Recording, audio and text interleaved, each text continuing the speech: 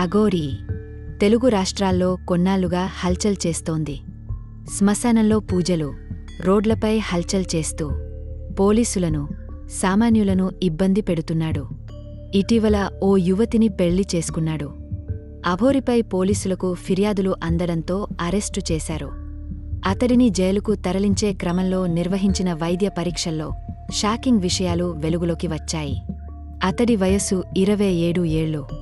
కేదార్నాథ్లో సాధువుగా జీవిస్తున్నాడు. అతను తన కలలో అర్ధనారీశ్వర రూపాన్ని చూసినట్లు పేర్కొన్నాడు. దీని స్ఫూర్తితో లింగ మార్పిడి శస్త్రచికిత్స చేయించుకోవాలని నిర్ణయించాడు.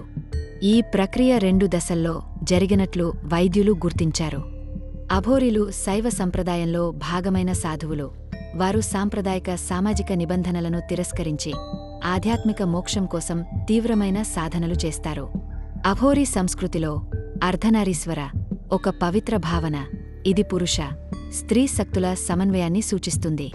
ఈ సాధువు తన లింగ మార్పిడిని ఈ ఆధ్యాత్మిక ఆదర్శంతో ముడిపెట్టినప్పటికీ ఇది అఘోరీ సంప్రదాయంలో సాధారణ ఆచారం కాదు.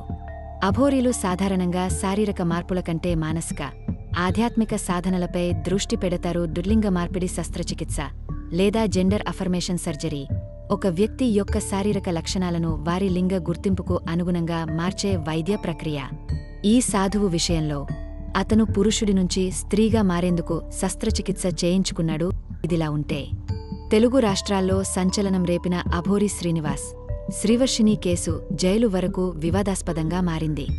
మోసం కేసులో అరెస్టైన అఘోరీ జైలులో తన భార్య వర్షిణిని తన వద్దే ఉంచాలని రచ్చ చేయడం, ట్రాన్స్జెండర్ గుర్తింపు వల్ల జైలు అధికారులు ఎదుర్కొన్న సమస్యలు ఈ కేసును మరింత ఆసక్తికరంగా మార్చాయి. అఘోరీ శ్రీనివాస్ ఒక మహిళా నిర్మాతను పూజల పేరుతో 10 లక్షల రూపాయలు తీసుకుని మోసం చేసిన ఆరోపణలతో పోలీసులచే అరెస్టయ్యాడు. ఫిర్యాదు ఆధారంగా పోలీసులు అతన్ని ఉత్తరప్రదేశ్లో అదుపులోకి తీసుకుని హైదరాబాద్కు తరలించారు.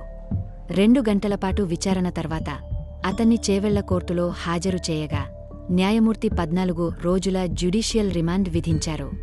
అఘోరీ రచ్చ మధ్యలో పోలీసులు సహనంతో వ్యవహరించారు. అఘోరీ తన భార్యతో కలిసి విచారణలో సహకరిస్తానని చెప్పడంతో పోలీసులు ఊపిరి పీల్చుకున్నారు.